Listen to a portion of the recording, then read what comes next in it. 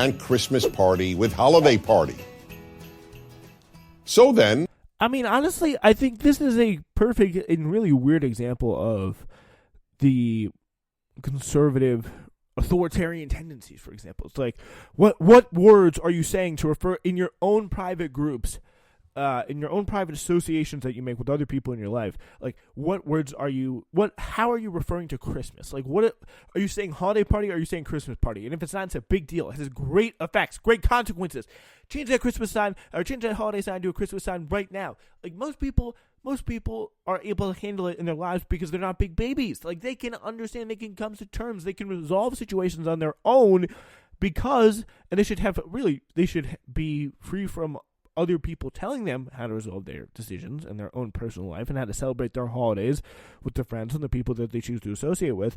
Like, that seems like it should be a relatively, like, libertarian, kind of conservative, get the government out of my culture, my life business, but it is not. These people are just like, you must be monitored to say Merry Christmas. Like, how is this a big deal? Like, how I do not get how anybody else registered this as such a big deal. I mean, I just have not seen this at all resonate or be any way prescient in my life.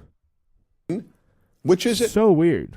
Is all this elimination of the word Christmas important or not? The answer is obvious. It's very important. That's why so much effort is devoted to substituting other words for Christmas. And these efforts have been extraordinarily successful. In place of the universal Merry Christmas. Where is the big campaign? Like, I guess people have started doing it, but like the really reason I heard the first genesis of people complaining was not people on the left complaining about how saying Christmas is racist or whatever. It really was people complaining that the left, like, that's the first time I heard it. It's like Bill O'Reilly being like, oh, there's a war on Christmas, guys. Like, we have a war on Christmas. Like, that is the first time, at least for me, anything like this come. I was never aware of any kind of like mass happy holidays campaign. It's like, this is just the clear and very consistent need for these people to be like so in control of everything all the time. Christmas of my youth. In recent decades, I have been wished happy holidays by every waiter and waitress in every restaurant I have dined, by everyone who welcomes me at any business, by my flight attendants and pilots, and by just about everyone else. When I respond, thank you, Merry Christmas, I often sense that I've actually created some tension. Many of those I wish Merry Christmas are probably relieved to hear someone who feels free to utter the C word.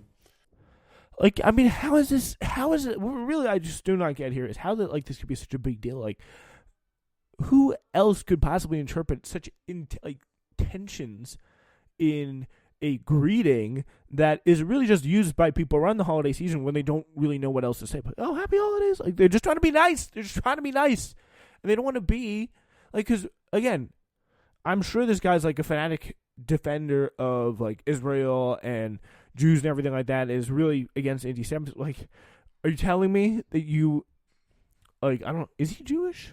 Is Dennis Prager Jewish? I'm not sure. Like, clearly he isn't, actually, if he's making such a big deal out of saying Merry Christmas. Like, that's actually pretty stupid that I even suggested that. But pretty much the point is, religion, he's religious. He left modern orthodoxy, but maintain many traditional Jewish practices. He remained religious. He's engaged in interfaith. I'm a religious Jew, is what he says. So he is a religious Jew. Like, it's really, like, why is it? I do not get how he is making. So this is an article in April 2nd, 2019. How the left keeps him religious. I'm not practically spiritual. Rational Bible.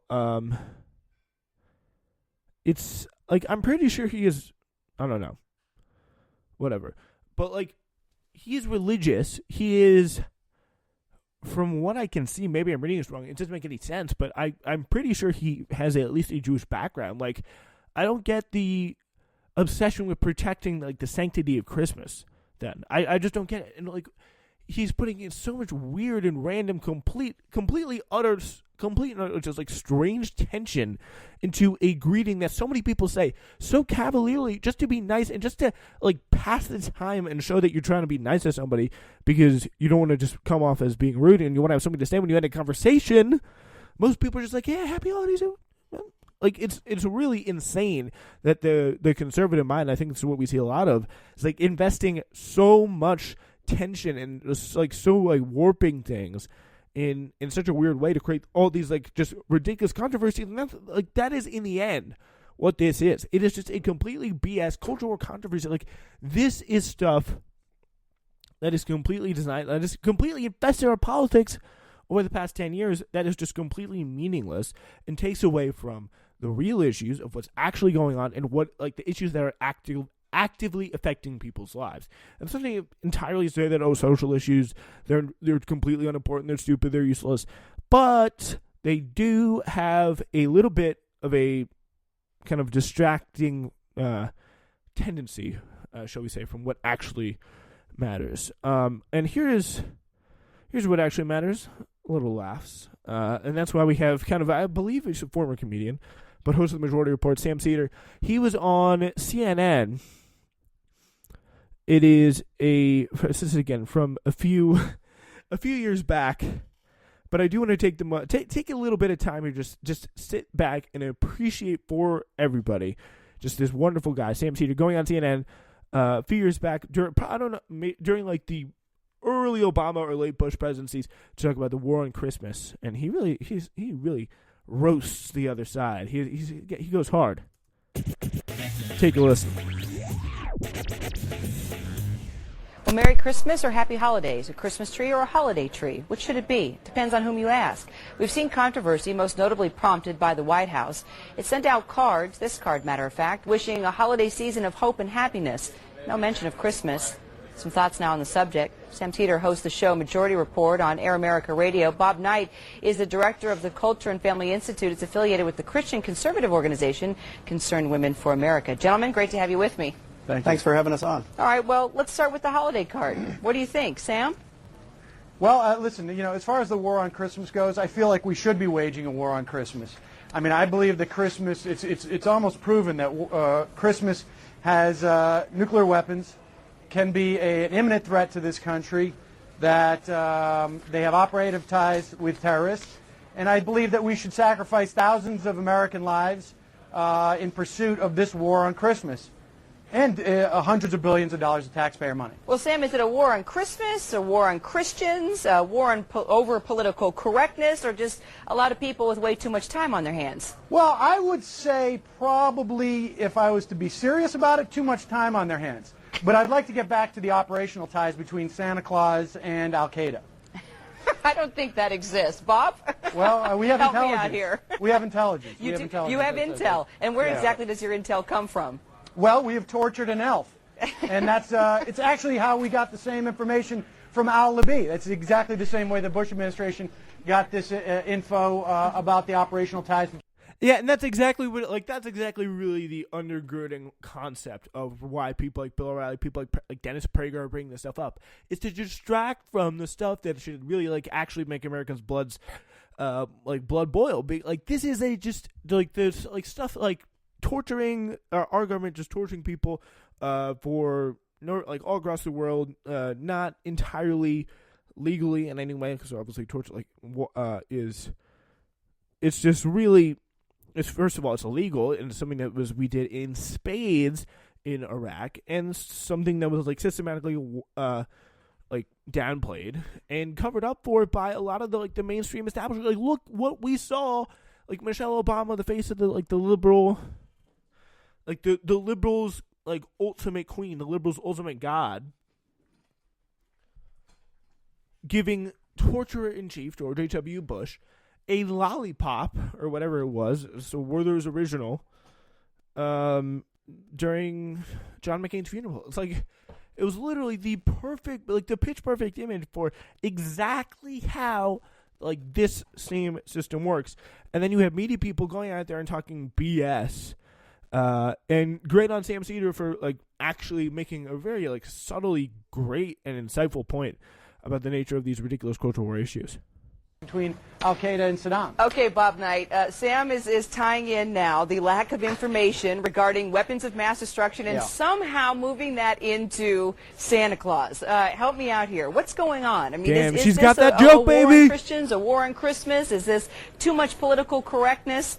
Yeah, well, it was first I want to compliment him on his dry humor, but this is actually a very serious subject because a lot of people are waking up to realize that the war on Christmas is really the culmination of a war. This is a guy from the absolutely insanely named Culture and Family Institute. Like, that is, that's like, it's almost weird, like, how those things have kind of fallen by the wayside in the Trump administration. Like, we have really seen a sidelining of the traditional cultural conservative, like the evangelical guy going out there. I don't know if that's coming back under a Biden administration where we got, like, all the demonic liberals being brought into power, and we got people like Bob Knight of the Culture and Family Institute coming out to destroy them. I don't know if that's what we're headed for in the next 4 years, but we will. It's very interesting. Like, you don't see these people around, like these religious figures having so much of an impact in politics, because like the only figure with any kind of impact in Republican politics right now is Donald Trump, and that's a really weird and kind of disorienting world for a lot of people. But really, it's all I've ever known. So, war on faith, and the idea that the public square has to be cleansed of any religious expression, particularly and the idea that Christmas is some sort of like deeply religious holiday is just absolutely absurd. It's comically absurd. Anyone who, like, with a brain, even without a brain, just looking at this with a straight face, who actually does 10 minutes of Wikipediaing into like the history of Christmas, say that it's not like a completely commercialized, I'm going to say it, holiday that is just like completely false. So, all right, let's continue. Christian religious expression. You know, at one time, Happy Holidays was a welcome addition to Merry Christmas. So you wouldn't say the same thing over and over again. But a lot of people now see it as a substitute, and it's very gratuitous at times. And it's actually insulting. It's gratuitous. When you're talking like, about how Christmas is this person Day or a able Christmas to tree, function? and you can't bring yourself to use the word for fear of offending someone. In the name of diversity, we're a less free country when that happens. It's interesting, Sam, because, I mean, this is a time where, if anything, we want to be even more sensitive to diversity, considering everything that's happening with regard to war on terror. We're learning so much more about different religions, different ethnicities, and trying to become more of one versus... so this is during the Bush administration here. And it's like, it's so like funny to see that the kind of culture at the time, a very different culture from what we have now. Just like I was like, well, maybe we should like start focusing on some inclusion of religion. Oh yeah, like maybe we did a mistake completely demonizing an entire religion that would like stigmatizing them and just really capitalizing on from the top down, launching a war against like an all-out war against. I mean, let's be honest. Islam, and again, just attacking like figures like Iraq. I mean, like that's what's portrayed. Like that is unfortunately what the Republican base sees it as, and it really is a kind of a stigmatization that just has not weared off for many years. And it is Islamophobia in the Western world is incredibly common, and it's all really. I think so much of it is to do with the reaction of the major governments in the West after the post-9/11 period. Being segregated. Yeah, well, Kara, I mean, listen, I would like Bob to tell me who is the person who has been offended by someone saying Merry Christmas to them. I've never met that person. I don't celebrate thank you. Christmas, but if someone says Merry Christmas to me, and I either think, well, it's a little bit odd, it's like me saying Happy Birthday to you on my birthday, but, you know, no one cares. But I'll tell you this. As we wage the war on the war on the war on the war on Christmas on our radio show, News Corp, Fox News, those people who have started this entire war on Christmas meme, fake war, they're having a holiday party. President Bush saying Happy Holidays, Tokyo Rose, Laura Bush, saying Happy Holidays to her dogs in the video. I'm sure you've seen it. I mean, these are the things that we should be talking about when we are waging this war in Iraq, We should be equating it to the war on Christmas. What else would Bob Knight